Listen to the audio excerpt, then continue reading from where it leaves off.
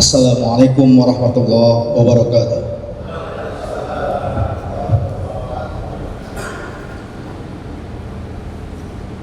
Alhamdulillah, alhamdulillahil azizil ghaffar al-wahidil qahhar, wassalatu wassalamu ala nabiyil mukhtar habibina wa syafi'ina maulana Muhammad al-mab'uthi bil bayyinati wal anwar wa ala alihi al-athhar wa ashabihi al-akhyar wa atba'ihi al-abrar. Ja'alana Allah minhum ajma'in yawma tashkhasu fihi al-absar.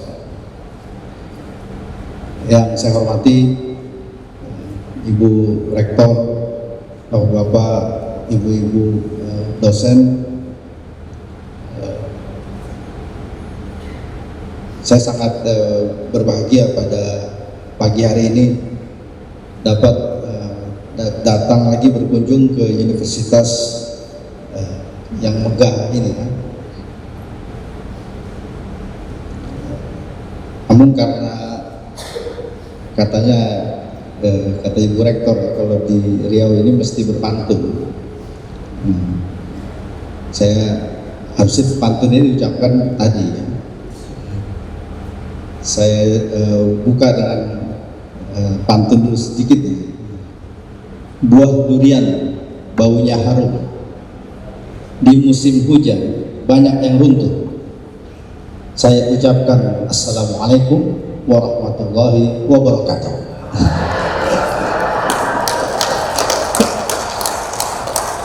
Karena tadi malam makan durian kami dibawakan sama Ustadz Ali Muhtar, Ali Rahman. Baik, pada pagi ini kita akan berbincang-bincang tentang budaya ilmu. Ya, ini menu pertama. Jadi kalau kita ke warung itu ada 3 service. Ini first service ya, budaya ilmu dan penelitian. Ya, ini bukan ceramah, bukan juga kuliah. Nah, kalau kuliah itu untuk mahasiswa. Ya, ini bincang-bincang. Mudah-mudahan ini bisa memberikan inspirasi untuk kita membuka diskusi, bisa saling berbagi, bertukar pandangan.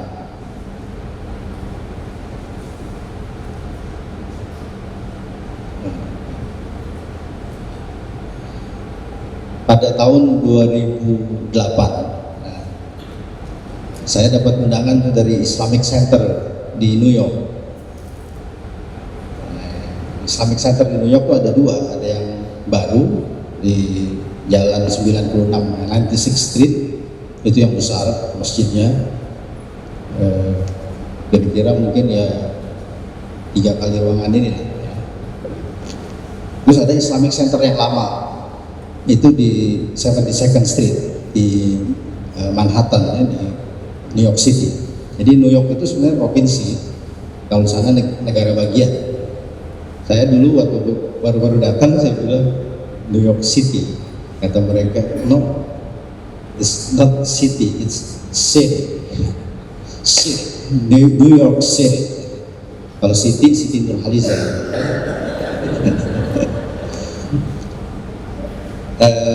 Dari tempat saya menginap itu jadi saya ditempatkan di Islamic Center yang lama. Masih ada ruang sholat. Biasanya supir-supir taksi itu singgah sholat di situ. Saya menginap di lantai 3, ada kamar, lantai 2 perpustakaan. Dari situ bisa naik kereta 2 halte ke Universitas Columbia. Universitas ini tempat yang Pak Azumardi kuliah. Banyaklah orang Indonesia, ada beberapa yang saya tahu itu kuliah di Columbia University. Kalau kita masuk pintu gerbang, nah, itu yang pertama kita temukan adalah gedung perpustakaan di sebelah kiri, itu gedung utamanya. Terus yang sebelah kanan ini gedung perpustakaan yang lama yang disebut Butler Library. Itu di gedung perpustakaan itu tertulis nama-nama Homer, Herodotus, Sophocles, Plato, Aristotle, Demosthenes, Cicero, Virgil. Ini bukan orang Amerika. Nama-nama ini nama-nama orang, tapi bukan orang Amerika. Mereka ini orang Yunani, dan mereka ini gak ada yang bisa bahasa Inggris. Terus coba kita pikir, apa maksudnya orang Amerika ini menuliskan nama-nama bangsa asing di gedung perpustakaannya yang merupakan ikon, merupakan lambang perguruan tinggi. Pesan apa yang ingin disampaikan oleh mereka? Harusnya kan mereka tulis nama misalnya George Washington, Thomas Jefferson, Ralph Waldo Emerson. Itu tokoh-tokoh kemerdekaan mereka. Ini kalau kita lompat, ini sebenarnya upaya dengan sadar untuk menanamkan itu intellectual connection, supaya mahasiswa-mahasiswa ini kan, mahasiswa ini lama-lama akan jadi dosen. Kayak kita ini sekarang jadi dosen, dulu kita mahasiswa. Jadi ini upaya untuk membentuk mindset bahwa Anda itu terkait secara genealogis dengan tokoh-tokoh itu, bukan secara biologis, bukan secara patriotis. Kalau paspornya beda, bukan juga secara linguistik, bahasanya beda, tapi secara intelektual, akal pikiran. Makanya kalau kita misalnya di sini di Riau misalnya menuliskan nama Al-Ghazali, At-Tabari, Ibnul Haytham, Al-Biruni, gak ada masalah.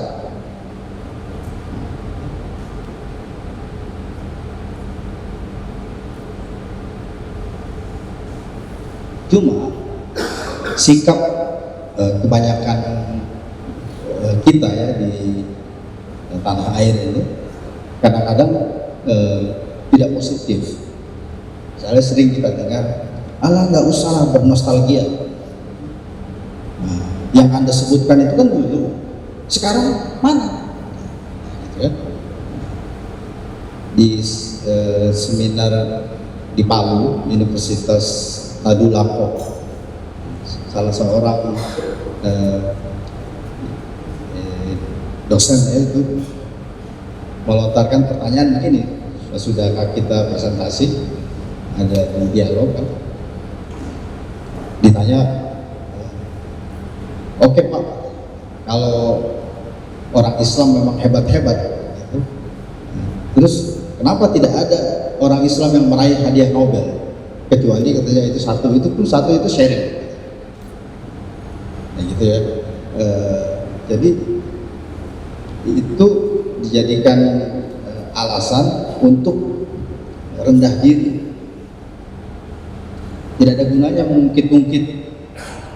Itu beda tadi dengan orang-orang di Kolombia tadi, mengungkit bukan nenek moyangnya, bukan kakek, itu Aristotle, Homer, Plato.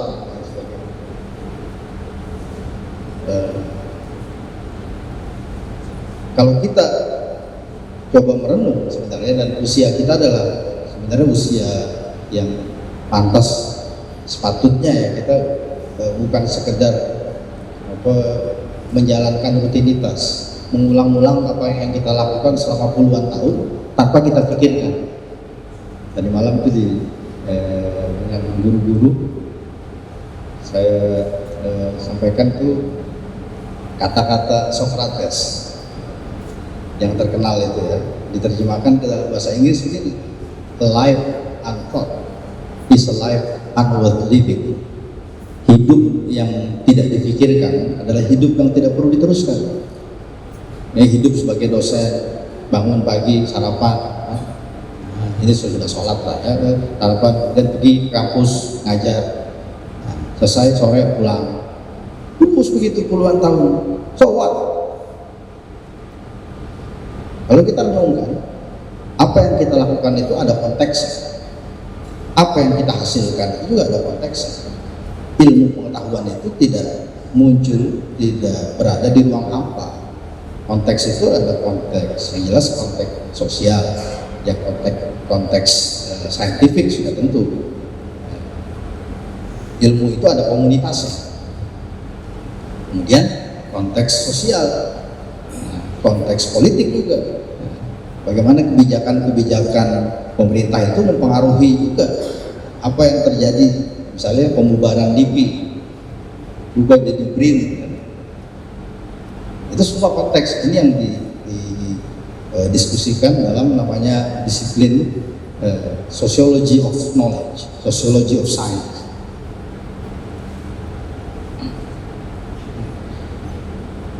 Kalau orang Islam itu selama bukan 100 tahun, bukan 200 tahun, tapi lebih dari 800 tahun umat Islam itu menguasai dunia ini dengan peradabannya, itu peradaban yang dominan.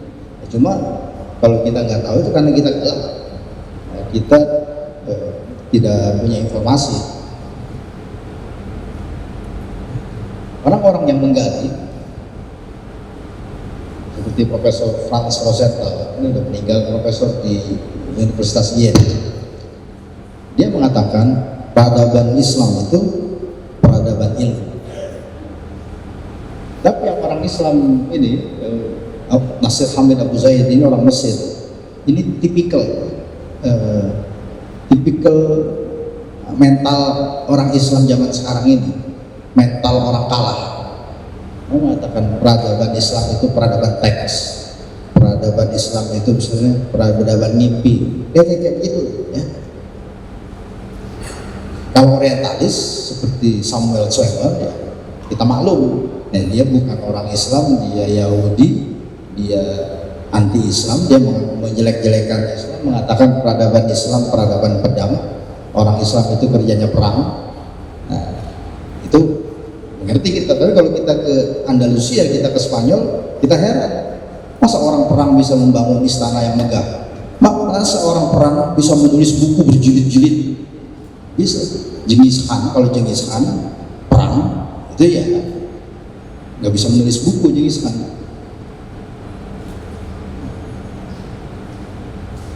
Ini yang dikatakan oleh Franz Rosetta. Dia menulis buku, cari buku ini asalnya terbit tahun 80-an.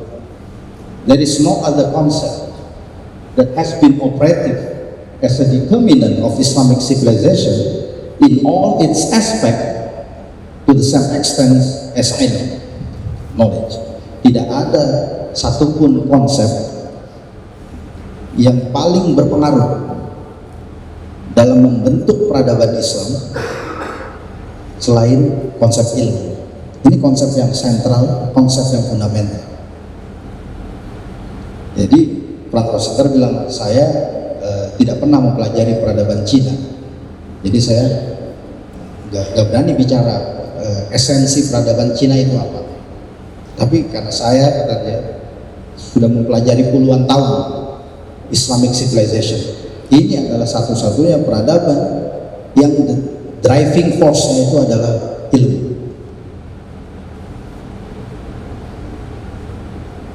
Dan memang kalau kita lihat ayat-ayat Al-Quran itu bertaburan yang menekankan pentingnya ilmu pengetahuan. Misalnya di surah Toha, Nabi itu disuruh minta,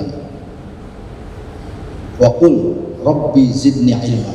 Nabi disuruh minta tambahkan pengetahuan, bukan tambah istri, tambah mobil, tambah rumah, bukan benda-benda, tambah ilmu. Coba kita pikir, bagaimana ilmu itu bertambah.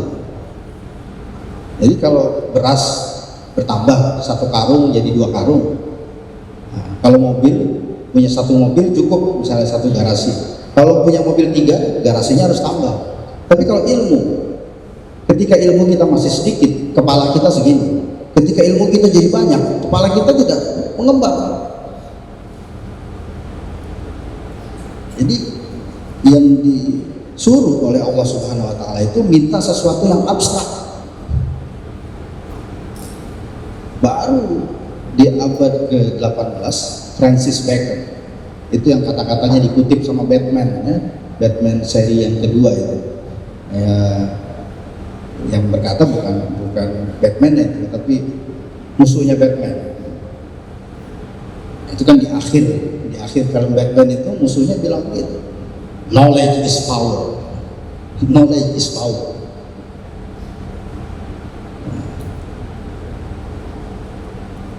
Ya itu kesadaran yang terlambat sebenarnya.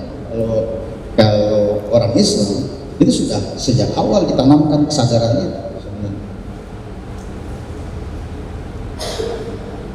Dan kalau kita lihat kitab-kitab yang ditulis oleh para ulama sejak abad pertama, kedua Hijriah, ini misalnya ini dalam moto Imam Malik,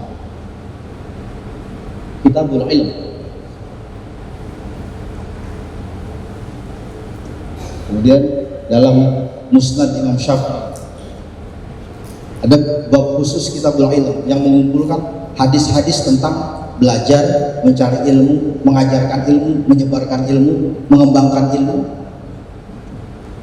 Dan itu semua bukan untuk duit, bukan. Jadi memang kecintaan kepada ilmu, dedikasi, devotion with truthfulness and sincerity. Ini kalau bisa baca itu yang sebelah kanan ya, Kitabul Ilm, mesti tulisan tangan.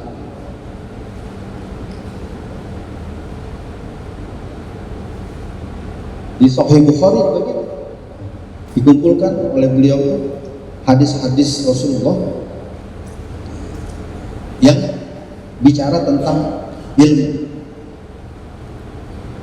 Jadi hadis itu bukan cuma bicara tentang fikih, ya, tentang bagaimana bersuci, membersihkan najis.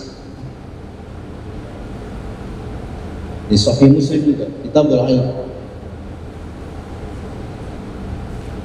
Ini Sunan An-Nasai. Hadis yang terkenal itu misalnya Rasulullah bersabda, "Inna Allaha la yaqbidul ilma intiza'an yantazi'uhu minal ibad, walakin yaqbidul ilma biqabdil ulama. Hatta idza lam yubqi 'aliman ittakhadha an-nasu ru'usan juhala, fasu'ilu fa'aftaw bi ghairi ilmin fadallu wa adallu." Bagaimana ilmu itu hilang, ilmu itu lenyap gitu. Karena ilmu itu kan HP, nggak bisa ilmu ditaruh di atas meja gitu. Ilmu itu adalah sifat manusia. Ilmu ada bersama orang yang berilmu. Maka apabila orang yang berilmu itu mati, profesor mati, kalau dia belum sempat mengajarkan, menurunkan ilmunya, hilang ilmunya bersama kematiannya. Yang tersisa katanya adalah kalau banyak orang yang berilmu meninggal, maka yang tersisa adalah orang-orang yang tidak berilmu tapi beraksi saja, dan mereka beraksi berbicara tanpa ilmu sehingga mereka error. Dolu itu artinya error omongannya error, pikirannya error, tindakannya juga error. Dan mereka bukan hanya error sendiri saja, tapi mengerorkan orang lain juga akibat tiada ilmu. Ini ulama Andalusia, ulama dari Spanyol. Kalau sekarang kita tahunya Spanyol itu Barcelona, ya, Real Madrid, main bola. Orang Spanyol ketika dulu mereka masih beragama Islam, ini salah satunya. Kita baca lil Imam al-Muhaddis al-Mujtahid Hafidhul Maghrib Abi Umar Yusuf bin Abdul Bar An-Namari Al-Qurtubi dari Cordoba. Sekarang yang kita tahu Spanyol itu gitar Spanyol, bola.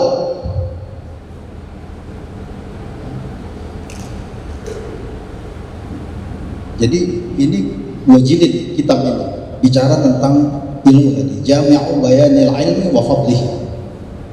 Jadi orang-orang Islam itu yang dikatakan oleh Franz Rosenthal, budayanya itu adalah budaya ilmu, bukan hanya diomongin Memang dilakoni, dikerjakan, dan bukan hanya 1 bulan, 1 tahun, tapi ratusan tahun. Indonesia itu belum 100 tahun, Amerika belum 500 tahun.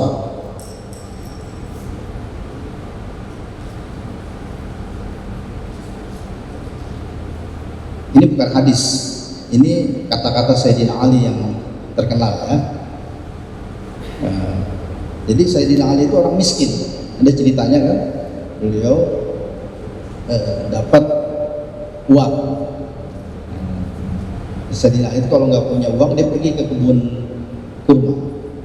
Terus dia bilang ke yang tuan punya kebun ini, saya perlu uang kan untuk beli roti itu, beli sembako lah gitu kan. Jadi dia minta kerjaan, panjat pohon kurma, pokoknya kerja di ladang itu baru dapat upah. Pulang dapatnya 3 keping uang, 3 ringgit, 3 dirham. Pulang baru masuk rumah, datang kemudian ada pengemis datang minta sedekah, kasihlah sekeping itu. Kemudian masuk, kemudian datang lagi yang kedua. Yang pertama tadi bilang saya orang miskin, yang kedua itu bilang saya ini tawanan perang. Jadi dia bukan orang asli Madinah, bukan. Ya, intinya dia nggak punya uang untuk makan. Kasih lagi keping yang kedua, tinggal 1 keping. Datang lagi anak yatim, begitu lagi, minta lagi, kasih lagi. Habis. Itu yang diabadikan katanya dalam surah Al-Insan. Wa yut'imuna at'ama 'ala hubbihi miskinan wa yatiman wa asira. Innama nut'imukum liwajhillah la nuridu minkum jazaa'an wala syukur. Jadi orang yang secara ekonomi itu sangat minim, tapi ucapannya ilmu itu lebih baik daripada kekayaan. Kenapa? Karena ilmu akan menjaga kamu. Tapi kalau kekayaan, kamu yang pusing jaga. Kayak saya misalnya, saya adalah beli dolar, nggak banyak lah, cuma 2-3 keping aja. Tapi itu kadang-kadang teringat, itu dolar saya masih ada nggak? Makanya kan nanti ada yang curi. Simpan di safe box, bayar kan ke bank. Itu. Jadi orang makin banyak uangnya makin pusing. Ada Pak Kiai di Banten itu didatangi sama orang kaya. Orang kaya itu makin kaya, makin banyak masalahnya. Wealth decreases with expense, while knowledge increases with expense.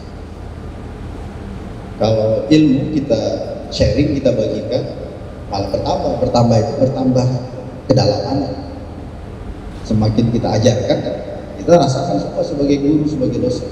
Semakin kita ajarkan, semakin banyak yang kita dapat. Maksudnya semakin banyak pemahaman kita, semakin tajam. Tapi kalau harta ya di sharing kayak tadi ya, 3 keping, 3 orang datang, habis. Ini bukunya Franz Rosenthal. Ini edisi kedua, edisi pertamanya tahun 62 kalau nggak salah, terbitan Brill. Cari buku ini bagus. Ini kalau kita pikir, Franz Rosenthal, bule, orang Jerman, keturunan Yahudi, bukan orang Islam. Terus dia bisa mengkaji ini, menyimpulkan bahwa peradaban Islam adalah peradaban ilmu. Berarti dia baca kitab-kitab para ulama. Iya. Kalau dia baca kitab para ulama, berarti dia belajar bahasa Arab kan? Iya, belajar bahasa Arab. Bule, kafir, belajar bahasa Arab. Kita orang bule bukan. Terus kafir tidak, kita orang Islam. Kita nggak belajar bahasa Arab dengan alasan nggak ada waktu atau sibuk atau macam-macam lah alasannya. Kita malu sama Profesor Franz Rosenthal. Ini sebelum Franz Rosenthal, orangnya udah lama meninggal. Tuh lihat, tahun 1940, 5 tahun sebelum Indonesia merdeka. orang Amerika, ya. Dia ini pendeta. Itu namanya mana namanya? William Alexander McCall, turunan Scotland. Dia ini pendeta karena ingin mempelajari Islam, belajar bahasa Arab. Di mana belajar bahasa Arab? Dia pergi ke Libanon, balik dari Libanon, kemudian menulis tesis doktor di Hartford Seminary di Connecticut. Dengan naik kereta mungkin 2-3 jam kali dari New York. Dia mengkaji bab pertama dari kitab Ihya Ulumuddin, kitab Imam Ghazali. Ini hasilnya, The Book of Knowledge, being a translation with introduction and notes of Al-Ghazali's book of Ihya, Kitabul Ilm. Itu kalau kita mau serius, kita mau tahu gimana sih tradisi ilmiah, tradisi keilmuan, knowledge culture in Islam. Harus melakukan ini, melakukan ini. Bagaimana seriusnya orang bule kafir mempelajari Islam, mempelajari budaya ilmu, filsafat ilmu dalam Islam. Kita lompat ya dari tahun 40 ke tahun 90-an. Profesor Wan Muhammad Nurwan Daud menulis buku ini, Budaya Ilmu. Ini edisi yang terbaru. Tadi edisi lama. Dia mengatakan budaya ilmu itu ciri-ciri pertama itu semua anggota masyarakat, semua orang, jadi setiap individu dan di setiap lapisan, di setiap berarti bukan hanya kaum elit saja, tapi masyarakat bawah, menengah, dan masyarakat atas itu semuanya adalah orang-orang yang terlibat dengan ilmu, terlibat dengan kegiatan keilmuan. Mereka itu orang-orang yang tidak berhenti belajar. Saya ingat itu Anwar Ibrahim cerita waktu dia jadi wakil perdana menteri, Mahathir itu setiap minggu pasti baca buku baru. Nah kalau dia selesai baca buku itu dioper ke Anwar, British buku. Habis itu baru diskusi mereka. Diskusinya nanti dalam perjalanan perjalanan kerja itu ya. Diskusi di pesawat, di kendaraan, kayak gitu. Jadi dari kaum elit itu sampai ke bawah-bawah. Kemudian yang kedua, membuat putusan-putusan, membuat kebijakan-kebijakan, aturan-aturan, itu semua berbasis ilmu, berbasis riset. Ya mungkin kita bisa contohkan ya kayak Pak Anies Baswedan itu kan, ini bukan kampanye kan, cuma yang saya dengar tuh beliau tuh ada 3 stepnya kan, dalam membuat kebijakan. Jadi 3 apa tuh? Jadi pertama itu dia riset dulu, riset, baru habis itu narasi, baru aksi. Aksi itu kerja. Jadi bukan kerja. Nah gitu, jadi kerja. Enggak ada risetnya.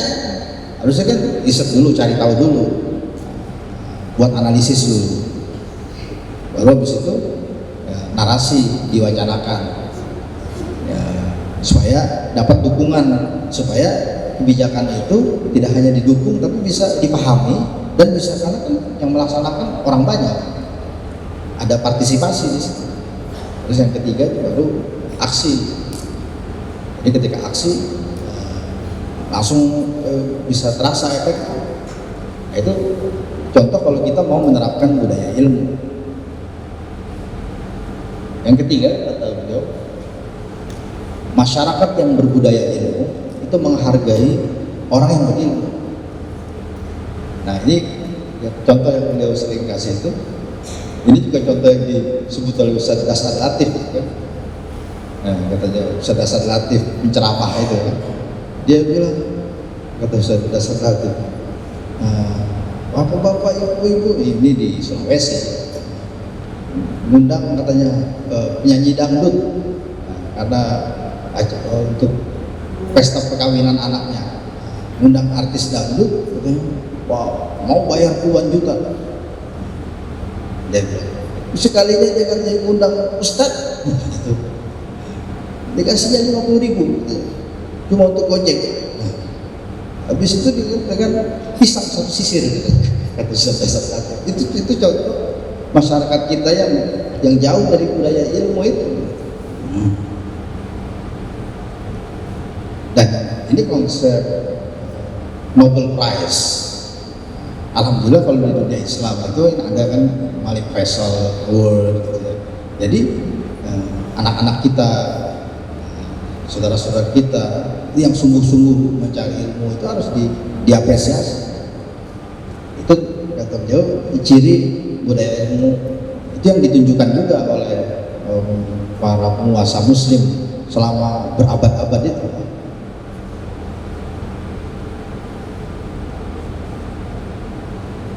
Ini kalau kita bandingkan sekarang ini ya, kondisi umat Islam umumnya, ya kita tidak bicara apa pengecualian, tentu tidak seluruhnya, tapi yang berbudaya ilmu dibanding yang tidak berbudaya ilmu itu lebih sedikit. Ini orang-orang Yahudi budaya ilmunya katanya sangat tinggi. Maka di Israel itu kan negara kecil, itu setiap tahun itu ada 1.300 orang lulus S3. 1.300 negara kecil itu per tahun. Saya nggak tahu, nggak punya statistik ya, mungkin Bu Rektor bisa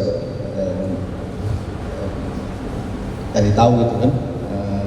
Kalau di Indonesia gimana? Tapi ya kita harus lihat rasionya penduduk Israel dengan penduduk Indonesia, itu bukan hanya jumlahnya ya.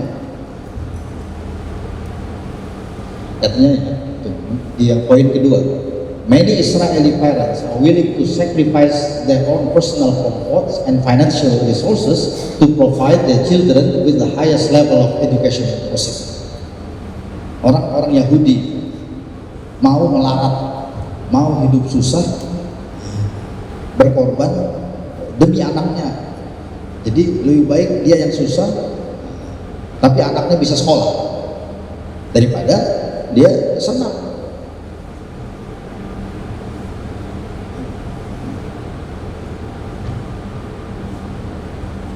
Jadi ini jumlah orang Yahudi di negara Israel itu yang punya gelar doktor PhD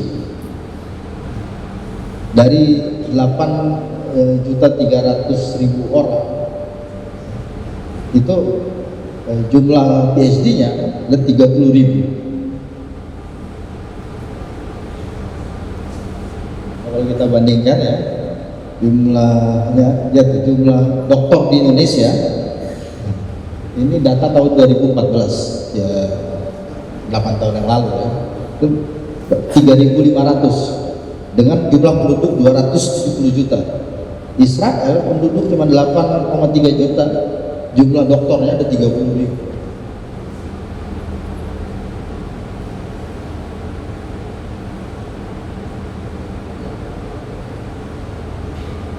Dan memang ini budaya ilmu ini harus digalakkan, harus dibangun. Kalau sudah ada diperkuat.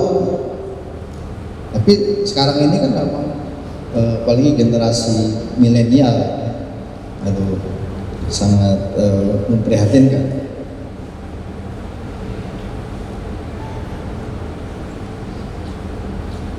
Kalau dalam bahasa Indonesia, bapak-bapak, ibu-ibu bisa cari bukunya Profesor Ahmad Shalabi. Ya, ini orang Mesir, menulis tesis doktor tentang pendidikan Islam, tentang kesarjanaan Islam, tradisi keilmuan. Tesisnya itu diselesaikan di Universitas Cambridge di Inggris. Nah, kemudian pulang ke Mesir, tesisnya itu diterbitkan dalam bahasa Inggris dan dalam bahasa Arab juga. Terus beliau menerima itu undangan jadi dosen tamu di waktu itu nama PT AIN, sebelum IAIN, PT AIN di Jogja. Jadi beliau beberapa tahun lah tinggal di Jogja. Makanya bukunya diterjemahkan ini ke dalam bahasa Indonesia. Ini aslinya terbit tahun 54. Profesor Ahmad Shalabi, PhD dari Cambridge. History of Muslim Education.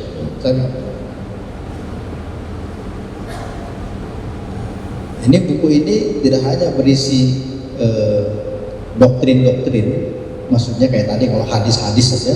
Kalau hadis itu kan misalnya tolabul ilmi faridatun ala kulli muslim wa muslimah. Menuntut ilmu itu wajib. Menuntut ilmu, pernyataan itu, hadis itu bukan pernyataan fakta. Nah, kalau ini beliau menyatakan fakta. Jadi ada berapa jumlah sekolah? Bagaimana pendidikan itu diselenggarakan? Bagaimana pendidikan itu dibiayai? Siapa yang membiayai sekolah? Bagaimana guru-guru, dosen-dosen, profesor-profesor itu digaji di Baghdad, di Damaskus, di Kairo? Itu fakta, data yang diambilkan. Sarana apa saja yang disediakan di kampus, yang juga mengangkat ini ya fakta-fakta tentang tradisi ilmiah dalam Islam adalah Profesor George Makdisi. Dari namanya bisa ditebak ya, dia orang Arab tapi Kristen, Arab Kristen. Bukunya yang terkenal ada dua. Yang pertama ini The Rise of Colleges. College di situ maksudnya adalah universitas. Jadi Harvard itu universitas, sekarang dikenalnya universitas. Harvard itu bermula dengan college, Harvard College. Di college itu perguruan tinggi. Di sini ceritakan bagaimana orang-orang Barat itu belajar dan meniru tradisi keilmuan kesarjanaan orang Islam, termasuk istilah-istilah, termasuk toga. Kalau lihat film Harry Potter, salah satu profesor itu kan pakai udang-udang, sorban, dililin. Saya pernah ikut makan malam di Yesus College di Oxford. Ya seperti di film Harry Potter itu, ruangan panjang begitu, kemudian di sudut ada stage ini, ada panggung ini, itu yang untuk meja para profesor. Jadi mahasiswa duduk duluan, duduk di meja panjang gitu kan, terus nunggu baru profesor itu masuk, kita berdiri. Profesor duduk, kita duduk. Setelah itu ada yang mimpin doa makan malam. Doanya pakai bahasa Latin, bukan bahasa Inggris. Itu di Oxford. Doa pakai bahasa Latin. Itu tradisi-tradisi yang diambil dari orang Islam di Andalusia, di Spanyol. Nah, apa sih motivasi orang Islam belajar? Di samping tentu saja anjuran-anjuran dalam Al-Quran. Ya, ini kalau sekarang biasanya kalau kita tanya mahasiswa, apalagi kalau lihat pilihan prodinya, kamu nanti kuliah anak SMA kelas 3 misalnya, kamu nanti mau kuliah di mana, mau ambil jurusan apa, mau masuk fakultas apa, itu jawaban itu biasanya terkait dengan kerjaan. Saya mau jadi pengacara seperti Hotman Paris, gitu ya. Saya mau masuk fakultas hukum, gitu. Kenapa? Ya, supaya saya bisa kaya seperti Hotman Paris, misalnya, gitu kan. Jadi ini motivasi umumnya. Motivasi ini sebenarnya tidak salah dan tidak haram juga, cuma motivasi ini tidak tinggi, ini motivasi rendah dan tidak cukup juga, tidak cukup untuk menjadi manusia.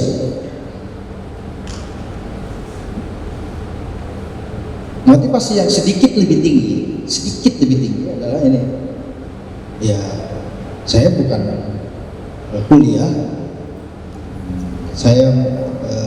tujuan saya itu bukan untuk cari pekerjaan, cari uang, tapi supaya saya dihormati orang.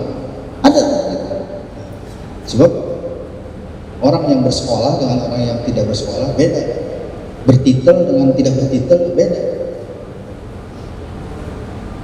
Nah, ini sedikit lebih tinggi dalam hierarki Abraham Maslow kan disebut ya. Jadi ini kebutuhan yang abstrak, kebutuhan dihormati, diakui. Ada lagi yang di atas lagi. Saya nggak perlu duit, saya nggak perlu dihormati, tapi saya ingin mengabdi kepada negara saya. Kalau lihat film Habibie dan Ainun, kan, gitu kan, katanya tuh Ainun nanya pacarnya yang lama itu kan, apa rencanamu katanya. Jadi Ainun tuh nggak tertarik katanya sama pacar yang lama itu, gara-gara pacar yang lama tidak punya visi untuk mengabdi, membangun negara.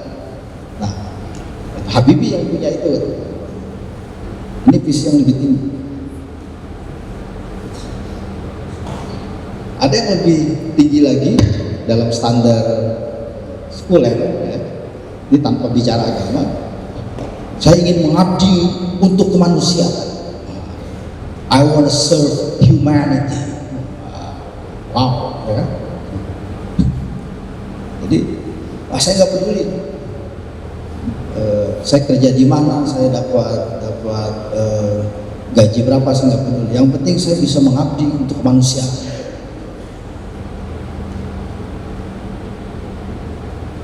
Rasulullah SAW berkata, innamal a'malu binniyat wa innamal likulli imri'in ma nawa. Semua yang dilakukan oleh manusia itu bermula berangkat, bertolak dari apa yang dia rencanakan, yang dia niatkan, dan setiap orang akan mendapatkan apa yang dia inginkan. Makanya kan sering kan kita dengar orang bilang, saya berhasil mencapai cita-cita saya. Inilah yang dari dulu saya impikan, saya idam-idamkan. Itu wa innamal likulli imri'in ma nawa. Tapi kebanyakan orang niatnya itu tidak sampai ke akhirat, tidak ke afterlife. Niatnya cuma berhenti di sini. Akhirnya pas pensiun kena post power syndrome. Ya, mending kalau ada masjid ya jadi DKM, jadi anggota Dewan Kemakmuran Masjid ya. And it seems too late. Waktu itu mungkin sudah terlambat.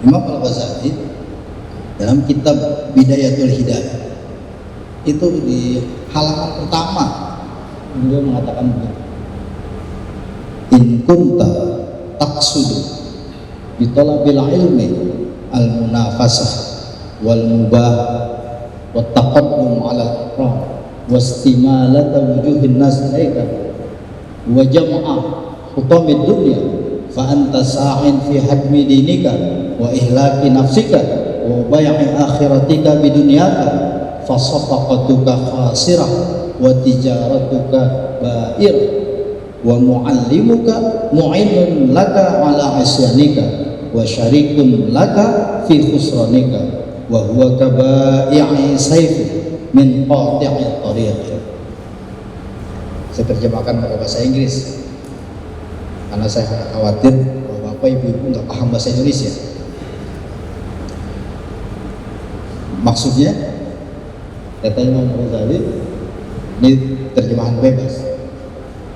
Kalau tujuan kita menjadi ilmuwan, menjadi ulama, menjadi saintis, tujuan kita supaya kita bisa bersaing dengan orang lain, supaya kita bisa menyamai, supaya kita bisa bertanding, supaya kita bisa melampaui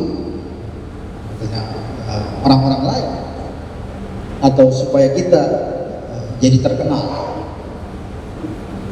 supaya kita jadi orang terpandang, supaya orang menghormati kita. Tadi ya, tujuan kedua, to gain respect and recognition.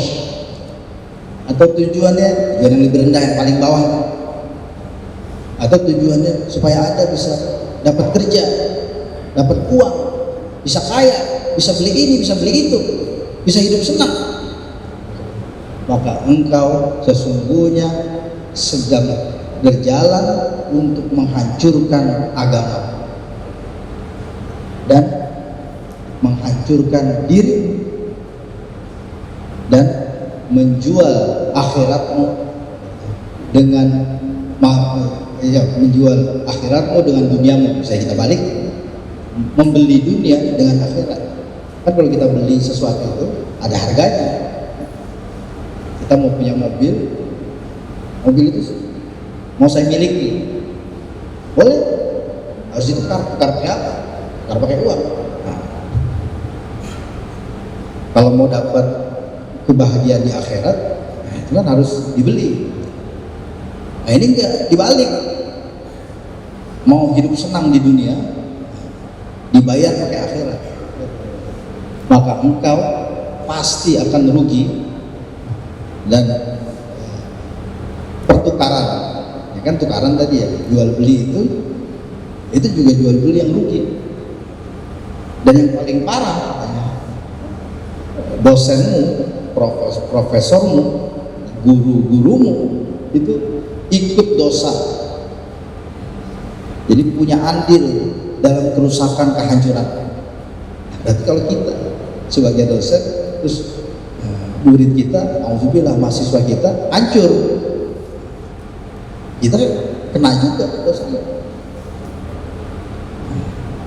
Dan bukan hanya mereka yang rugi, bukan hanya murid, mahasiswa yang rugi, dosennya juga ikut rugi juga di akhirat.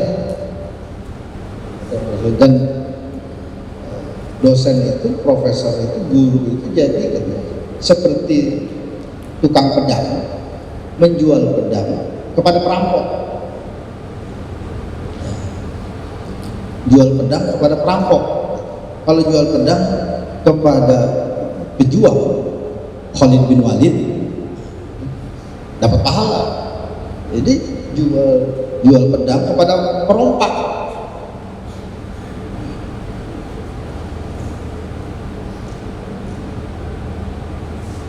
Memang kalau kita lihat ya, filosofi pendidikan yang dominan di zaman sekarang ini itu adalah filosofi pendidikan yang sekuler. Ya, tadi ya kalau di Columbia dirujuk Plato. Plato bilang pendidikan itu harus diselenggarakan oleh negara, oleh pemerintah. Itu teori konsepnya Plato gitu. Pendidikan harus diselenggarakan bukan oleh orang perorangan, tapi oleh negara, oleh pemerintah. Dan tujuan pendidikan adalah mencetak warga negara yang baik. Maka anak-anak yang misfit, anak-anak yang tidak bisa menjadi warga negara yang baik, itu dilenyapkan. Bahkan Plato menganjurkan itu, anak-anak yang cacat itu dibunuh aja. Jadi yang dibilang misfit, ya, cacat mental, cacat fisik, yang tidak bisa jadi tentara, tidak bisa jadi ilmuwan, maksudnya tidak berguna, tidak bermanfaat. Ya gampangnya mungkin seperti kalau kita misalnya mau buat ketupat, kita kan beli daun kelapa. Nah, daun kelapa yang rombeng-rombeng atau ada dimakan hama begitu kan, dibuang, nggak dipakai. Teorinya Plato itu ya. Ini kata Profesor Alatas, bukan ajaran Islam. To produce good citizen itu bukan ajaran Islam. filosofi pendidikan Islam itu to produce good individual, good person. Setiap orang, targetnya adalah setiap orang. Jadi setiap orang itu dihargai sebagai individu masing-masing.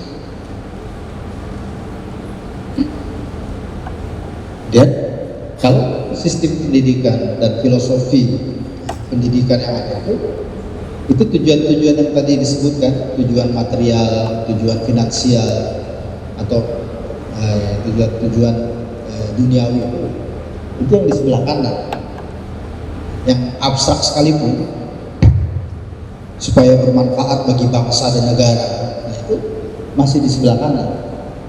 Itu tidak salah dan tidak haram, tapi tidak cukup. Harusnya kita punya tujuan yang lebih jauh, yang lebih mulia. Kemudian tentang orang-orang yang berilmu, orang-orang yang berilmu ini kan disebut alim kalau tunggal, kalau jamak ulama.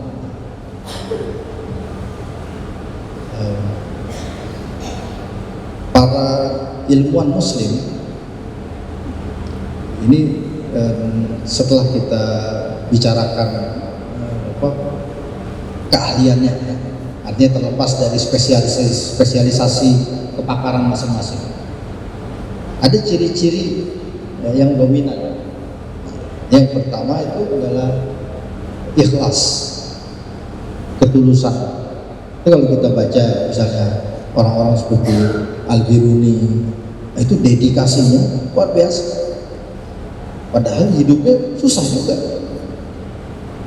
Dan kelihatan memang dia bukan bekerja melakukan penelitian untuk cari makan, bukan juga buat proposal supaya dapat grant. Itu tidak salah, tidak haram, tapi kita lihat dia ada tujuan yang lebih jauh, lebih tinggi. Kemudian ada sincerity, ada truthfulness, kejujuran, ketulusan, kejujuran. Jadi ya tidak ada lah ya manipulasi data. Kemudian ada kegigihan, persistence. Makanya dibiayai ataupun tidak dibiayai, tetap melakukan penelitian, tetap, jadi digaji ataupun tidak digaji, tetap mengajar. Itu dibilang sabar itu begitu. Sabar itu persistence itu bisa maintain, mengajar 200 orang dengan mengajar 20 orang sama semangatnya. Mengajar 20 orang dengan mengajar 2 orang sama semangatnya. Nah itu sober itu.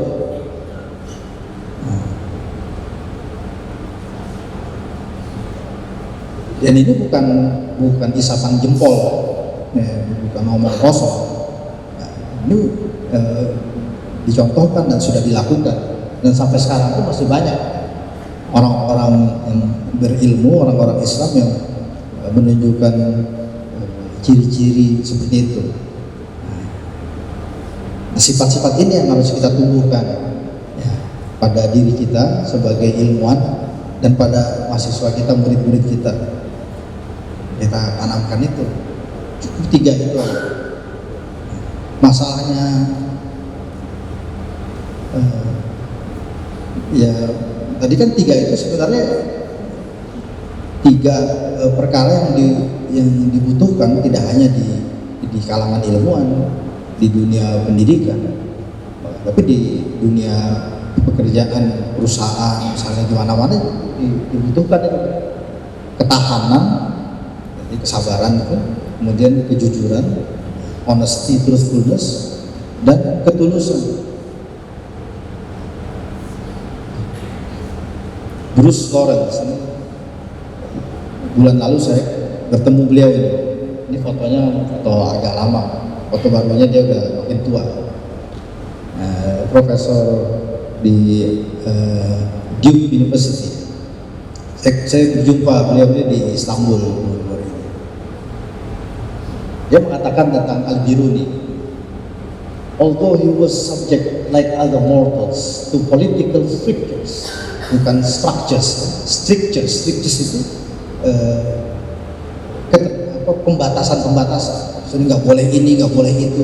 Kalau zaman sekarang kayak PKPM itu strictures, mau pergi tapi nggak boleh, nah, gitu.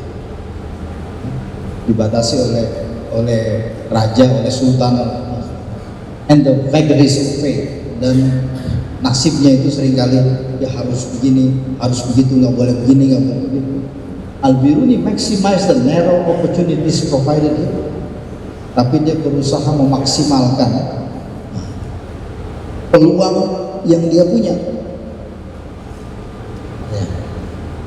Dalam tempo hidupnya yang tidak terlalu lama ya, Al-Biruni itu umurnya tidak sampai 90 tahun, tidak sampai 100 tahun. Dia menulis, menghasilkan karya ilmiah itu 13.000 halaman.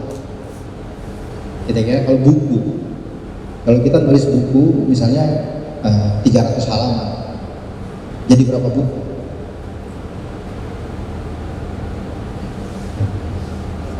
138 judul. Kalau bukunya jilidnya itu 180 jilid. Dia nggak dapat grant dari BRIN atau Kemenristek Dikti. Nah,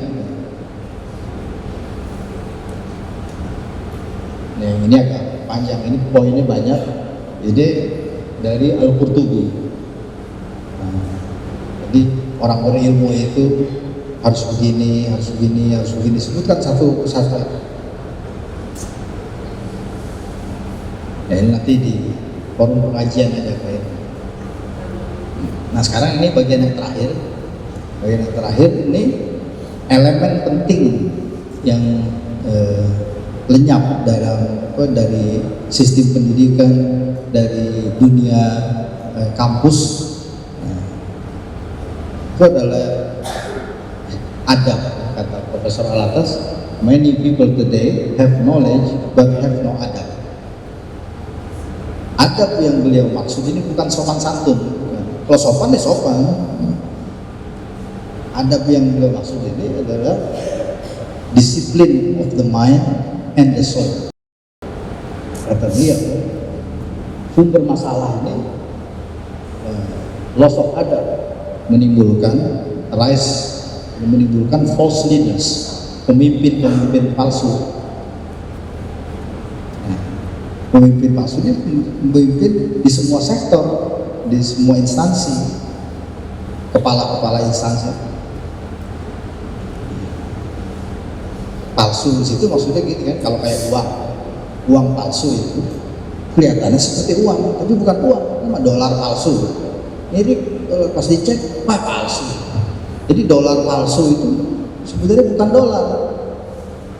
Kalau pemimpin palsu sebenarnya bukan pemimpin. Tapi kok ditampilkan seperti pemimpin, kayak dolar palsu, kelihatannya seperti dolar gitu. Yang nggak tahu ya terima aja. Dan itu menimbulkan, orang-orang palsu ini menimbulkan kata confusion. Confuse itu apabila kita tidak bisa membedakan mana yang baik, mana yang buruk, mana yang benar, mana yang salah.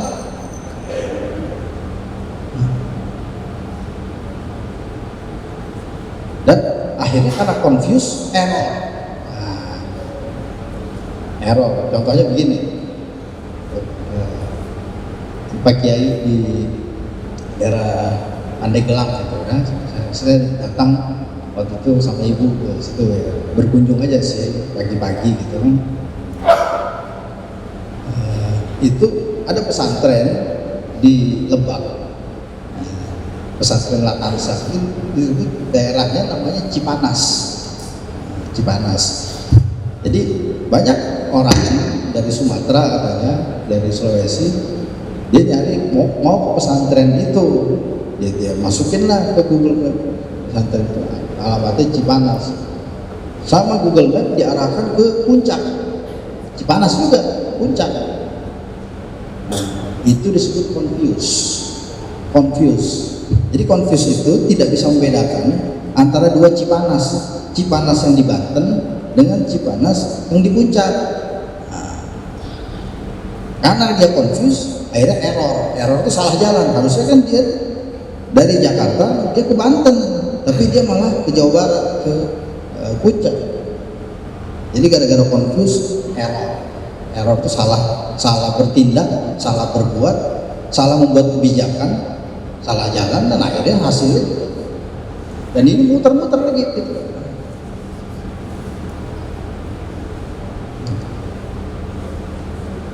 Tidak beradab itu kata Prof. Manifestasinya banyak, bentuk-bentuk kebiadaban itu. Jadi yang paling parah itu tentu saja biadab dalam berpikir. Biadab dalam berpikir yang benar dia salahkan, yang salah dia benar-benarkan. Itu biadab berpikir. Kalau dia tahu bahwa itu, tadi kan Ustadz yang membacakan ayat suci Al-Quran, kemudian baca doa, salah satu doanya Allahumma arinal haqqa haqqa wa arinal batila batila. Kenapa diulang haqqa haqqa? Maksudnya arinal haqqa haqqa, ya Allah, perlihatkanlah kepada kami yang benar itu benar, dan perlihatkanlah kepada kami, buatlah kami melihat yang batil itu batil. Kenapa? Karena seringkali tampaknya hak, tampaknya benar, rupa-rupanya batil. Nah itu karena banyak orang yang sengaja membuat itu ya, buat ngelabuan begitu. Ada yang memang sengaja ditukar, ada dicampur, tidak ditukar tapi dicampur. Ya kalau dalam di produk-produk konsumen oplosan mencampur. Ini dioplos yang batil dengan yang hak. Kalau Prof. Atas bilang true knowledge and false knowledge. These are either exchange, substituted for one another, atau mix up.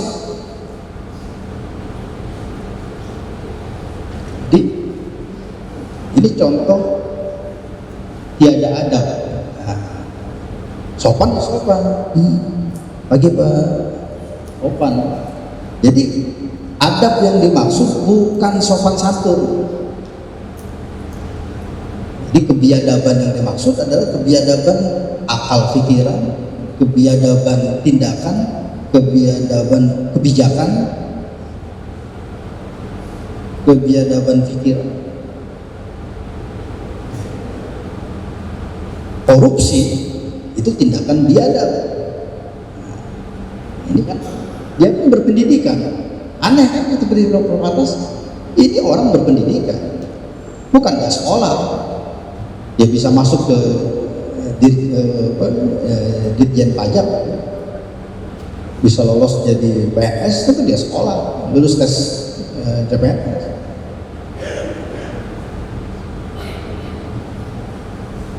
Ini juga informasi yang katanya bukan temuan satu-satunya, bukan pertama kali, dan juga bukan terakhir kali, dan bukan hanya di Palembang, tapi katanya di merata-rata tempat dalam berbagai skala. Di kebiadaban itu yang batil tanpa hak, yang halal tanpa haram, yang haram tanpa halal, atau yang halal diharam-haramkan, yang haram dihalal-halalkan. Itu kebiadaban.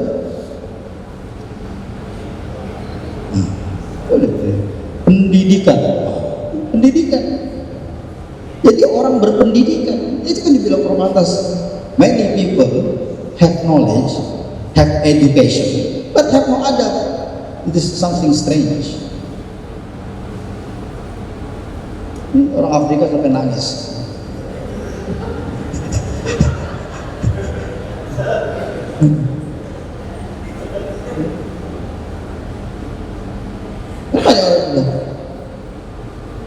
kita tak habis pikir macam mana. Itu kan, istilah dalam bahasa Melayu biadab itu bukan dari bahasa Arab, tapi dari bahasa Persia, dari bahasa Farsi. Adab itu bahasa Arab, tapi biadab itu bahasa Farsi. Kalau bahasa Arab bi pendek, bi artinya dengan. Kalau bahasa Farsi bi panjang, bi artinya tanpa, without itu kelihatan. Be atau be a privative particle or preposition, artinya without, tanpa.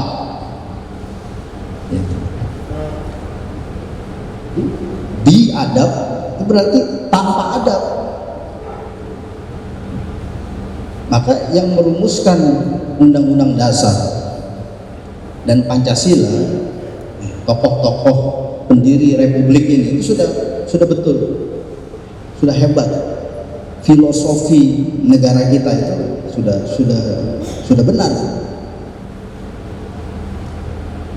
Negara ini didirikan untuk melahirkan, menghadirkan, mewujudkan manusia-manusia Indonesia yang adil dan beradab.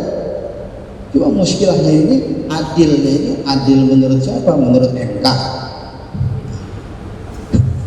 MK hakim ada 9. Kalau nggak salah 5 apa berapa itu dipilih oleh presiden, ditunjuk oleh presiden. Hakim MK kan ganjil 9. Masalah gitu ya. 3 itu dipilih oleh DPR, terus yang sisanya itu presiden. Sisanya lebih banyak. Terus beradab. Nah, adab ini diartikan oleh masyarakat, dipahami secara sempit. Saya tidak bilang keliru. Sopan santun itu hanya bagian kecil dari adab. Ya seperti misalnya Bali itu Indonesia. Tapi Indonesia bukan hanya Bali. Gitu, ya. Sopan santun itu memang adab. Tapi adab itu bukan hanya sopan santun, dan lebih dari sekedar sopan santun. Problem kita selama ini dan mungkin juga ke depan masih problem di sini yang tadi dibilang oleh Imam Ghazali, oleh Rasulullah, innamal a'malu binniyat. Banyak orang tua kan khawatir, kamu mau pilih jurusan apa nih kemarin ya, kan UTBK, nanti mau kerja apa kamu nanti, gitu kan. Akhirnya jadilah seperti yang kita lihat itu ya.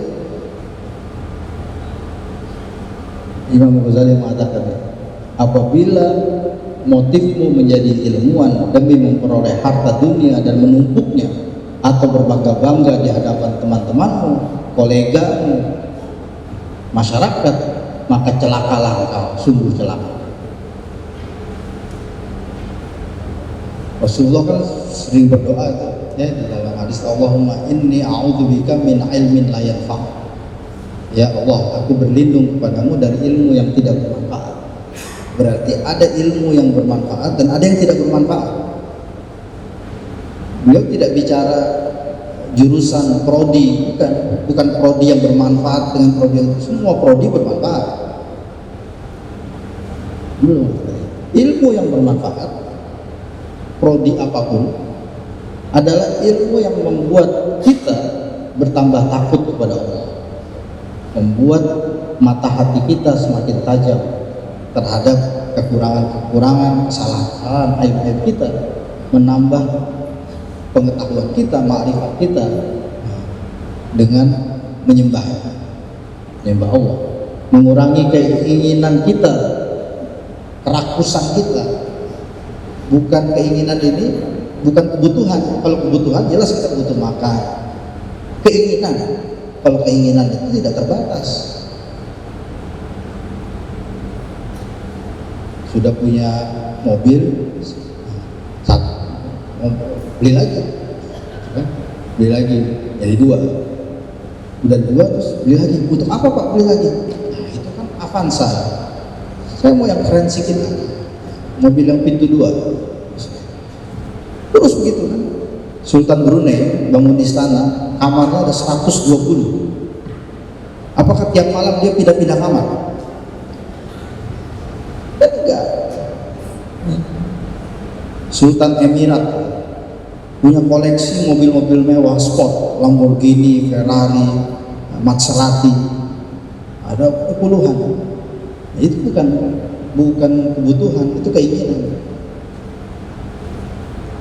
Bapak-bapak sudah punya istri 1, ingin 2, ingin 3, itu juga keinginan, itu bukan kebutuhan. Menambah keinginan terhadap akhir, membuka mata hati tentang rusaknya segala amal kita, sehingga kita bisa menjaga diri dari kerusakan itu. Dengan membuat kita teliti, jangan sampai terperangkap oleh budaya saya.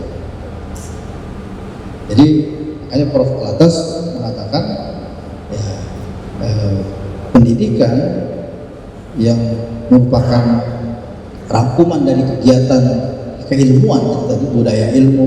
Di situ ada orang berilmu, orang mengajarkan ilmu, mengembangkan ilmu, mentransfer ilmu, men-sharing ilmu. Itu adalah harus berbasis pada adab.